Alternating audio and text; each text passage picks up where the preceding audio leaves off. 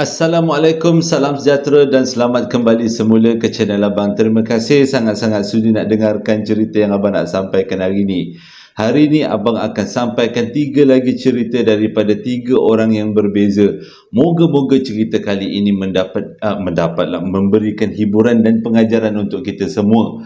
Jadi dalam beberapa hari yang lepas Abang dah sampaikan cerita yang berat-berat, yang memenatkan. Abang nak cerita pun jadi stres. Bukan stres sebab tak suka, tapi stres nak sampaikan sebaiknya. Jalan cerita cukup panjang, cukup licik jalan ceritanya. Jadi cerita kali ini kita tenang-tenang semula pengalaman yang dikongsikan. Sebelum kita mulakan cerita, marilah kita sama-sama berdoa kepada Allah Ta'ala. Semoga Allah panjangkan umur, murahkan rezeki, berikan kesihatan yang baik untuk kita semua dan permudahkan segala urusan kita dunia dan di akhirat. Dan semoga Allah memberikan syurga buat mak ayah kita dan berikan keamanan untuk negara kita dan juga negara-negara lain. Jadi tanpa membuang masa lagi, Abang akan sampaikan cerita kali ini dengan A'udzubillahi minasyaitonirrajim, Bismillahirrahmanirrahim. Tapi Abang lupa, kita besok raya. Selamat Hari Raya Aidilfitri dan selamat Hari Raya Korban dan selamat menunaikan haji pada semua yang terlibat. Jadi tanpa membuang masa, kita teruskan dengan cerita kali ini. Cerita kali ini yang pertama ni disampaikan oleh seorang budak lelaki yang namanya Aziz, berlaku pada tahun, nanti Abang kira kemudian sebab waktu dia sampaikan cerita ke Abang ni melalui email, umurnya 27 tahun. Jadi cerita ni berlaku pada umur dia 15 tahun dekat Bido Perak pada waktu tu. Waktu umur 15 tahun, macam-macam benda nak cuba. Macam-macam benda yang berkaitan dengan disiplin. Antaranya adalah untuk isap rokok. Dia kata kalau dapat isap rokok, memang satu benda nikmat yang tak boleh nak cerita. Boleh kata benda tu adalah setiap pelajar lelaki, anak jantan lelaki mesti pandai nak mengisap rokok pada waktu tu. Jadi dia kata dia pun tak ketinggalan juga. Bila kawan-kawan dia ajak merokok, dia on. Tapi yang menjadi masalahnya adalah pot. Kat mana dia orang nak isap rokok. Selalunya kalau waktu siang dia orang akan pergi ke kawasan-kawasan belukar ataupun kawasan-kawasan yang jauh daripada orang untuk isap rokok. Tapi bila malam tak akan nak pergi ke kawasan belukar. Tak pasal-pasal kena petok dengan ular. Bahaya dia ganti. Kalau tak bernasib baik berjumpa dengan makhluk dalam sebelah. Jadi pada malam tu disebabkan perasaan nak merokok tu begitulah membara-bara, dia orang terpaksa cari pot yang sesuai untuk isap rokok. Cari punya cari, tak jumpa pula pot.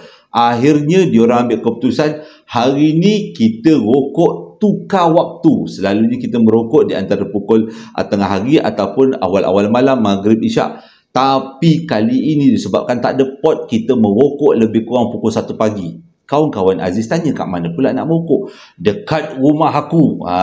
Dekat rumah dia ni, yang tinggal adalah dia, nenek dia dengan mak dia. Ayah dia dah pun meninggal dunia.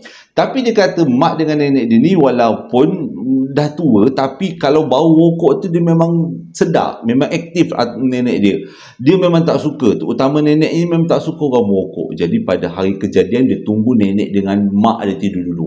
Dah siap tidur, dia orang bertiga ni, Aziz dengan 2 orang lagi kawan dia, urung kerusi, ambil daripada meja makan dalam rumah tu, bawa ke depan rumah. Dia orang tak akan isap rokok dalam rumah, bahaya nanti nenek dia tahu. Jadi dia orang pun berkumpul lah dekat depan rumah nak isap rokok. Pada waktu dah isap rokok, dah start isap rokok tu pukul 1.30, pukul 2 pagi. Rancak lah daripada sebatang ke sebatang, seronok lah. Jadi antara benda-benda yang dia orang borakkan pada waktu tu adalah tentang cincin.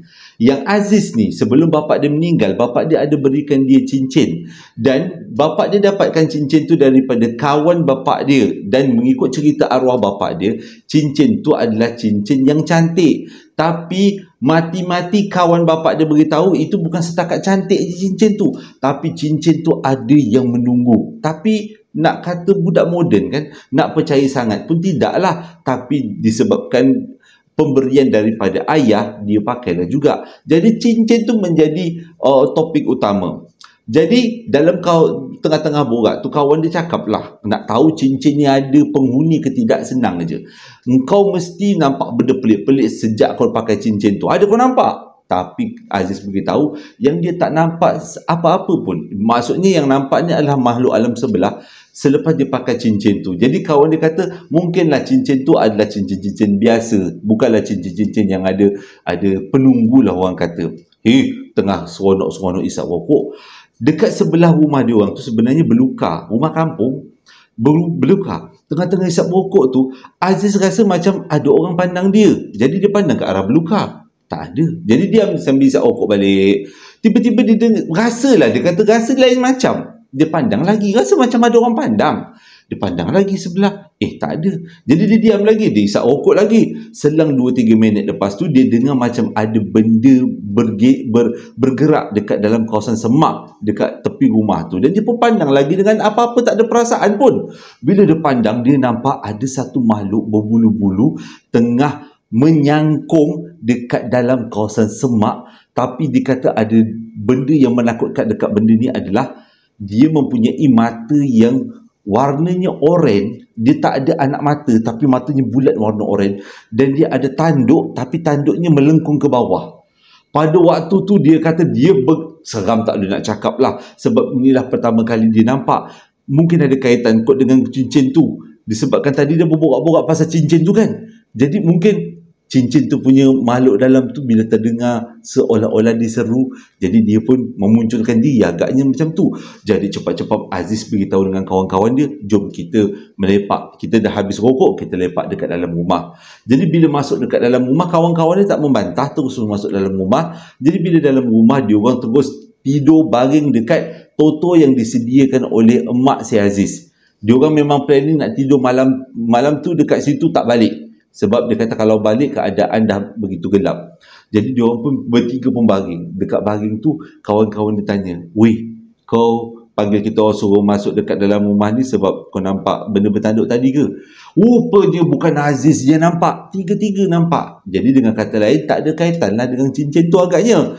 Tapi mungkin benda tu muncul sebab dia orang ni melepak-lepak, membuat aktiviti-aktiviti terlarang di depan rumah di waktu malam, dan seolah-olah macam mengganggu kehidupan dalam sebelah. Sejak daripada tu tobat tak nak merokok dekat malam-malam. Sanggup merokok pergi masuk dalam luka, tapi waktu siang, malam-malam tak merokok. Cerita yang kedua ni disampaikan oleh Din, berlaku dekat Gemas, lebih kurang tahun 2003 lah, kurang-kurang tahun macam tu lah. Tapi kali ni dia kata ceritanya menarik kali ni sebab abang rasa kalaulah dibuat tindakan yang selanjutnya, pasti kita akan dapat menemukan sesuatu yang luar biasa. Apa tindakan yang sepatutnya dilakukan, nanti abang ceritakan. Pada tahun 2003 ni, Din dengan ahli keluarga dia, pakcik, makcik, saudara mara semua berkumpul rumah atuk nenek dia belah mak. Sebab dia orang nak buat kenduri doa selamat sempena untuk nak menyambut, mungkin nak menyambut satu keraian kan. Jadi berkumpullah ramai-ramai. Bila dah ramai-ramai berkumpul, rumah kampung, ada rumah atas, ada rumah dalam, rumah bawah. Jadi bila habis saja waktu maghrib, semua pakcik dengan makcik dia berkumpul dekat kawasan rumah bawah, dekat kawasan meja makan, duduk berborak-borak. Dia kata anak-anak semua duduk dekat rumah atas. Yang bestnya bila pakcik dengan makcik dia duduk dekat kawasan bawah tu, kalau borak memang tak ingat dunia. Kalau nak gelak tu, kalau boleh 4 kampung dia suruh dengar dia gelak. Bila dah ramai-ramai berkumpul, ipar duai, semua pakcik dengan makcik, seronoklah berkumpul, berborak dari satu kisah ke satu kisah. Dan bila dah ramai-ramai berkumpul tu, kisah yang paling seronok nak diceritakan adalah kisah seram. Jadi macam-macamlah kisah seram diceritakan, daripada satu kisah seram ke satu kisah seram. Dan benda tu berlanjutan daripada selepas maghrib, selepas isyak, sampailah ke 12:30 malam. Masih lagi ada beberapa orang makcik dia, kebanyakan pakcik dah tak ada pada waktu tu, dah beredar pergi tidur. Makcik dia berkumpul-kumpul bercerita pasal kisah-kisah seram. Macam mana Din tahu? Sebab walaupun Din duduk dekat rumah atas, tapi tempat tidur dia memang menghadap kawasan pintu dapur. Dengan kata lain, daripada tempat tidur dia boleh nampak mak dan makcik-makcik serta ipar duai mak dia berborak-borak kisah seram. Pada waktu ni semua orang tak jangka, pada malam tu satu rumah ni disinggahi dengan sesuatu yang tidak dijangka-jangka. Tengah mak dia dengan makcik-makcik dia bertepuk tampar cerita pasal kisah seram, daripada gelak ke serius ke gelak. Tiba-tiba diorang dengar bunyi burung kepakan burung yang sangat besar sampaikan bumbung rumah diorang bergegar, dan bunyi burung tu seolah-olah ada betul-betul di atas rumah diorang. Dah lalu rumah diorang tu rumah papan. Jadi bila dengar benda berkepak, angin yang terhasil daripada kepak tu menyebabkan rumah tu agak bergegar-gegar juga. Jadi semua orang ada dalam rumah tu terjaga sebab ingatkan puting beliung, ribut puaka, ribut taufan. Jadi diorang semua terbangun, dengan den-den pun semua terbangun, semuanya terdiam mandang ke arah bumbung. Jadi waktu dah tengah terdiam tu, ada yang tanya, dekat-dekat dengan tempat kita ni ada pokok ke? Sebab mungkin diorang berfikir benda tu datang daripada pokok yang melambai-lambai ataupun ada kaitan dengan pokok. Tapi diorang kata tak ada pun pokok yang dekat dengan rumah. Semuanya pokok terletak jauh daripada rumah. Jadi dengan kata lain, apa benda pula yang berkepak-kepak dekat atas rumah tu? Satu rumah senyap, diam aja pandang bumbung. Diam aja sampai beberapa minit, barulah bunyi kepakan tu hilang daripada suasana, daripada tempat diorang tidur tu. Jadi pada malam tu bila dah habis je bunyi kepakan tu, semua makcik-makcik dia yang ada dekat dapur tu berlari-lari menyelamatkan diri masuk tidur. Malam tu semua orang tidur awal, tak berani nak menyala sebabnya takut benda tu datang lagi. Bila besok pagi kecoh semua cerita tentang apa yang berlaku pada malam tadi. Rupanya selepas peristiwa bukan burung lah, sesuatu yang datang dekat atas bumbung tu, ada peristiwa lanjutan, iaitu ada beberapa orang sepupu kepada Din yang nampak ada sesuatu yang berjalan-jalan dalam rumah, dan diorang tak berani nak tegur sebab yang jalan tu bukan ahli keluarga, tapi bukan manusia, sebab dia jalan dengan kakinya tergantung, cuma nampak tapak kaki yang berserakan, yang berjalan-jalan dalam rumah. Insaf semua, nak borak tengah malam, kisah seram. Abang sebenarnya dah lama tak pakai baju ni. Jadi untuk malam ni abang pakai baju Scary Mary ni. Ni adalah baju hadiah daripada salah seorang ahli keluarga besar, Joyce Purlipolara, JSPL punya ahli keluarga besar. Terima kasih sangat-sangat yang hadiahkan baju ni pada abang, dan abang lepas ni nak pakailah baju ni sebagai baju ganti daripada baju yang sebelum ni nak dijadikan cerita kan. Jadi untuk cerita yang ketiga ni sebenarnya abang macam kecut perut juga nak sampaikan. Tapi janganlah kritik kata kalau abang tak sampaikan cerita ni, baik abang cerita kumbang terbang je lah. Sebenarnya cerita yang ketiga ni agak abang stres. Nanti abang ceritakan. Oh, lupa abang nak beritahu dalam cerita yang kedua tadi, kenapa kalau orang tu tak ambil tindakan.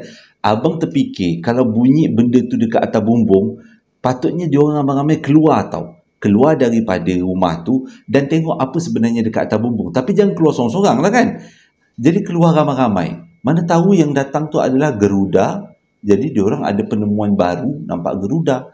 Tapi kalau bukan Garuda pun, makcik Rockers berkepak-kepak dekat dalam atas tu, tak adalah takut sangat kalau kita tengok ramai-ramai kan. Jadi itulah sepatutnya diorang keluar pada rumah dan menyaksikan sebenarnya apa yang ada dekat atas bumbung. Okey, itu baru penutup untuk cerita yang kedua. Baru nak masuk cerita yang ketiga.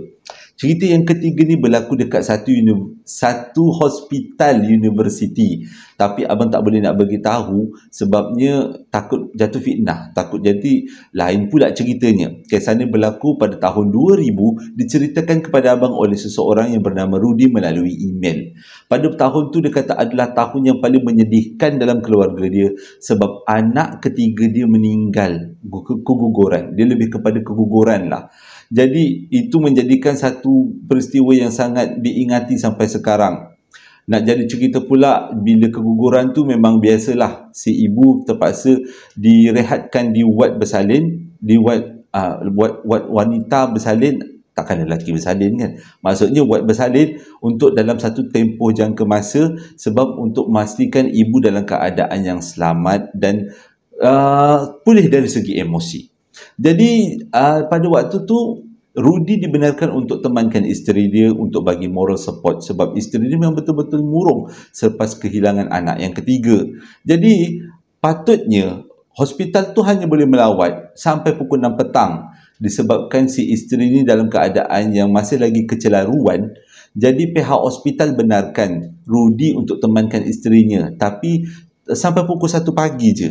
Itu pun pada Rudy dah cukup besar rahmat dah. Dapat teman isteri dia sampai pukul 1 pagi untuk bagi semangat pada isteri dia. Jadi sepanjang dia tamankan isteri tu, dia banyak ceritakan tentang hikmah-hikmah di sebalik apa yang berlaku. Bagi kekuatan hati, kekuatan minda kepada isteri dia. Cerita punya cerita.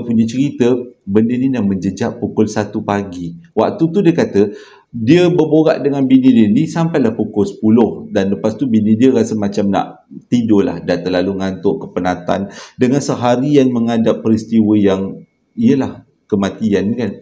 Jadi bukan terpaksa, jadi bini dia minta tidur awal lebih kurang pukul 10 malam. Berbelit dah. Jadi Rudy ni pun bila tengok bini dia dah tidur, dia pun meneleku dekat tepi katil. Dia tidur sebelah bini dia dengan niat nak teman kan. Tapi dia terlupa sebenarnya doktor hanya bagi kebenaran. Pihak hospital hanya bagi kebenaran teman sampai pukul 1 pagi. Dan dia pun teruslah seronok tidur sebelah bini dia. Maksudnya dia tidur dekat kerusi sambil duduk sambil peluk bini dia. Bukan bini orang lain. Okey, gurau je. Okay. Jadi sambil teman bini dia, sambil peluk bini dia, bagi semangat dekat bini dia, pegang tangan bini dia, sedar tak sedar dah pukul 1 pagi. Bila dah pukul 1 pagi tu, doktor ikutkan dia memang tak sedar, tapi doktor kejut. Cakap Cik Rudy, bangun Cik Rudy, kata ni dah pukul 1 pagi, peraturan kita sampai pukul 1 pagi, sebab ini wad wanita, wad perempuan. Dalam wad ni memang tak ada lelaki, semuanya perempuan yang duduk sini. Memang betul lah kan. Jadi tak sedap lah kalau Cik Rudy berlama-lama dekat sini, nanti nampak aib-aib perempuan yang lain. Jadi Rudy pun faham dengan apa yang dinyatakan oleh pihak hospital, yang nurse yang beritahu tu, doktor dengan nurse. Jadi dia pun bangun siap-siap keluar daripada kawasan hospital tu dengan niat dia nak balik rumah. Tapi bila keluar daripada hospital, tengok keadaan dan dah gelap. Rumah dia pula bukan calang-calang, jauh juga boleh tahan daripada tempat dia tinggal. Salah, tempat hospital tu. Jadi dengan kata lain, dia pun terpaksa dah cari alternatif lain, cara lain. Dia nak bermalam lah dekat hospital, sebab besok pagi dia nak kena datang hospital juga, nak jenguk-jenguk bini dia. Tapi kalau dia balik malam tu, besok pagi nak kena datang, badan dah jadi penat. Jadi dia pun carilah punya idea, mana dia nak tidur ni. Nak tidur kat taman permainan nampak teruk, no. Nak tidur dekat kawasan wad, nampak sangat dia tu terdesak sangat. Jadi dalam keadaan yang terfikir-terfikir, tiba-tiba daripada kawasan tempat dia berdiri, dia nampak kubah masjid. Jadi hospital ni abang bagi key dia dalam tu ada masjid. Dia adalah hospital universiti. Jadi dia nampaklah ada masjid. Oh, baik ada masjid, dia kata. Dia pun teruslah start kereta pergi ke arah masjid tu. Tapi bila sampai dekat masjid tu, dia rasa macam tak sedap hati. Walaupun masjid tu tempat kita beribadah, tapi itulah tempat beribadah kita kadang-kadang dikongsi dengan makhluk alam sebelah. Makhluk alam sebelah pun ada yang beragama sama Islam, ada yang beragama Hindu, ada agama Buddha, Kristian kan. Jadi walaupun sampai dekat kawasan tempat beribadah, tetap juga rasa seram lain macam. Dia punya sunyi tu tak boleh nak cerita. Nak pula nak masuk dekat kawasan tempat semayang tu, kena melalui kawasan-kawasan tertentu, iaitu kawasan tempat mandi jenazah tu. Tempat mandi jenazah. Jadi pada waktu tu dia kata tak nak dia berempuh jugalah, mata dah ngantuk ni. Jadi dia pun lalu dekat kawasan tempat mandi jenazah, tempat pengurusan jenazah. Lepas tu yang peliknya dia kata, tempat pengurusan jenazah tu tak ditutup dengan pintu. Pintunya terbuka dengan luas. Jadi daripada kawasan tempat dia duduk dalam masjid tu, dia boleh nampak tempat pengurusan jenazah. Kalau abang memang taklah, memang cari tempat lain lah, mau tidur dalam kereta je. Tapi dia kata dekat dalam, bila dia duduk tu, dia tempat duduk dia boleh nampak tempat pengurusan jenazah, tapi dia tak rasa takut. Cuma dia lebih rasa mengantuk yang teramat sangat. Jadi untuk mengelakkan perkara yang tak baik berlaku, dia pun tidur tapi matanya menghadap tempat jenazah tu, dengan harapan kalau ada apa-apa berlaku, dia boleh cepat melarikan diri, menyelamatkan diri. Kadang-kadang ialah kita faham-faham je lah kan. Jadi dia pun tidurlah. Tidur lebih kurang pukul 1.30 dia dah tidur. Sedar-sedar lebih kurang pukul 2. Waktu tu dia entahlah, dia kata kenapa dia tersedar. Dia rasa macam satu badan dia dikejutkan, digerakkan. Jadi dia buka mata. Dekat depan dia lebih kurang 10 kaki daripada dia adalah orang juga baring. Jadi dia pun macam, asyik baik, ada orang baring lah. Jadi tak adalah takut sangat. Walaupun menghadap tempat pengurusan jenazah tu kan, jadi tak adalah takut sangat sebab ada orang baring. Jadi dia pun sambunglah tidur. Dia pun kejam mata sambil kita macam nak tidur beralaskan tangan kan. Jadi tidur. Tapi dalam kepala dia terfikir, orang, kenapa dia baring? Komen tegak lagi. Dia buka mata, dia tengok masih lagi ada orang tu kat situ. Dia tutup balik mata. Mungkin orang tu memang tidur telentang buntang macam tu lah. Jadi dia pun diam je lah, dia sambunglah tidur. Cuba nak layan mata, nak sambung tidur balik. Tiba-tiba dia teringat fakta yang kedua. Kenapa orang tu selimut sampai kepala Pelik juga dia ni. Dia buka mata balik. Dia buka mata, dia tengok. Lah orang tu berselimut sampai kaki, sampai ke kepala. Waktu ni otak dia dah tak boleh nak berfungsi tau. Kalau abang waktu ni memang dah berfungsi dah otak abang. Tapi waktu ni Rudy punya otak tak berfungsi. Dia fikir apa? Mungkin dia kesejukan kot. Jadi dia selubung daripada kaki sampai ke kepala. Tak apalah, dia suka hati dia lah. Jadi dia pun sambung tidur balik. Kejam balik, layan-layan mata. Tapi dia kata, pelik. Kenapa keadaan masjid, keadaan orang yang tidur tu, ada lampu-lampu yang meneranginya. Maksudnya, dia bukan tidur dalam keadaan gelap. Sebelum tu, dia masuk dekat dalam masjid tu dalam keadaan gelap. Tapi pada waktu tu, dia tengok orang tu seperti baring di bawah cahaya. Jadi dia buka balik mata, nak pastikan betul ke apa yang dia nampak. Memang betul. Dah lah tidur terlentang, pakai selimut daripada kaki sampai ke kepala. Lepas tu pula agak ada macam bercahaya-cahaya sikit, macam ada lampu-lampu. Kalaulah kita dah memang automatik teringat itu adalah tapi Rudy tak ingat apa pun. Dia fikir apa? Orang ni kesian, kesejukan agaknya. Walaupun kipas tak terbuka. Jadi dia pun malas nak mengambil pot, malas nak ambil kisah. Dia pun palingkan badan dia, membelakangkan benda tu. Kalau abang memang tak lah. Jadi dia membelakangkan benda tu ada kat belakang dia. Dan dia pun sambung tidur. Sambil sambung tidur, dia pun terfikir. Dia fikir apa yang dia nampak sebelum tu. Dia nampak orang selimut tegak pula dalam keadaan yang bercahaya, ada lampu. Waktu tu barulah otak dia berfungsi. Yang tu adalah ting. Abang pun malas cakap tengah-tengah malam pukul 2 pagi ni. Jadi waktu tu dia dah tak boleh nak tidur. Tapi pada masa yang sama dia tak boleh nak gerak. Dah otaknya terfikir-fikir. Apa benda lah tu. Jangan-jangan dia dah bergolek belakang aku. Jangan-jangan kejap lagi dia bangun dia cekik aku. La ilaha illallah. Tapi kenapa aku takut aku dalam masjid. Dah siapa pula yang berkeadaan berkelubung-kelubung macam tu. Dalam keadaan macam tu dia doa pada Allah Ta'ala. Ya Allah ya Tuhanku, bagilah aku tidur. Aku dah kepenatan ni, aku tak nak dikacau. Sedar-sedar biarlah subuh. Waktu dia tengah berdoa tu, entah macam mana dia boleh terlelap. Sedar balik dia dah subuh. Subuh ada orang kejutkan. Dek dah subuh. Jadi bila dia bangun, dia tengok aja kat tempat orang yang tadinya tidur tadi kan. Tengok tak ada siapa-siapa. Memang tak ada kesan-kesan macam ada orang baring. Jadi dia pun diam je lah. Dia pun malah nak bising-bising. Jadi dia tahulah malam tu sebenarnya dia nampak sesuatu yang bukan daripada jangkaan dia. Dia adalah makhluk yang mungkin beragama Islam, tapi duduk dekat situ dengan keadaan fizikalnya berkelubung-kelubung. Agaknya lah.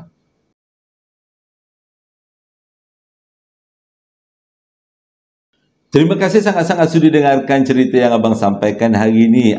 Promosi sambal lara masih lagi ada tau. Masih lagi ada sampai Raya Haji nanti. Esok Raya Haji kan. Video ni sebenarnya abang dah rakam awal. Jadi akan dikeluarkan pada hari Rabu. Kalau hari Rabu, hari Khamis kan Raya. Jadi minggu ni adalah minggu terakhir. Abang akan buat Perapan Sate punya promosi. Beri 3 RM80, abang kurangkan RM10. Abang harap-harap ia dapatlah membantu dalam memperkembangkan abang punya mak ayah abang punya resepi.